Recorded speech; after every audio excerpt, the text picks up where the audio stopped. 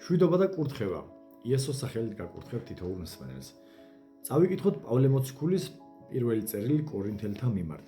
მეორე თავის პირველი მუხლიდან მე-16 მუხლის ჩათვლით. პავლე ახარებს მხოლოდ ჯვარცმულ ქრისტეს და მეც მოვედი თქვენთან, ძმებო, მოვედი ღვთის მოწმობის საუწყებლად, არა ამაღლებული სიტყვებით ან სიბრძნით, რადგან გადავწყვიტე არაფერი მცოდნოდა თქვენს შორის, გარდა იესო ქრისტეს და ისიც ჯვარცმულისა. და ვიყავით თქვენთან უძლურებაში, შიში და დიდ წოლაში და ჩემი სიტყვა და ქადაგება ჩემი სიბრძნის დამარწმუნებელი სიტყვებით კი არ იყო, არამედ სულის და ძალის გამოცხადებით, რათა თქვენი რწმენა იყოს არა კაცთა სიბრძნით, არამედ ღვთის ძალით.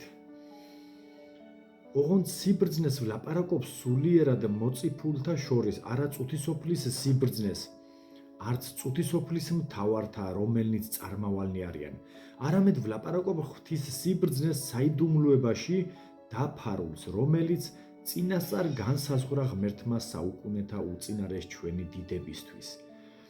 რაც ვერავინ შეიცნო წუთისოფლის მთავართაგან, ვინაიდან რომ შეეცნოთ ჯვარსა, რაც სვამდნენ დიდების უფალს. მაგრამ როგორც წერია, რაც თვალს არ უნახავს, ყურს არ სმენია, კაც გულში არ გაუულია, ღმერთმა ის მოუმზადა თავის მოყვარულებს. ჩვენ კი გაგვიმხილა ღმერთმა თავისი სულით, ვინაიდან სული ჭვრეტს ყოველივეს ღვთის სიღრმეებსაც.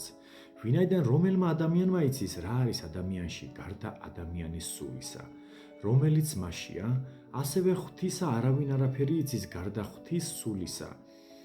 ხოლო ჩვენი მივიღეთ არა წუთისოფლის სული, არამედ სული ღვთისგან, რათა ვიცოდეთ ღვთისგან ჩვენთვის მონიჭებული. და ამას ვლაპარაკობთ არა ადამიანური სიბრძნის შესწავლის სიტყვებით, არამედ სული წმინდისგან შესწავლილით, სულიერს სულიერით განმარტავთ.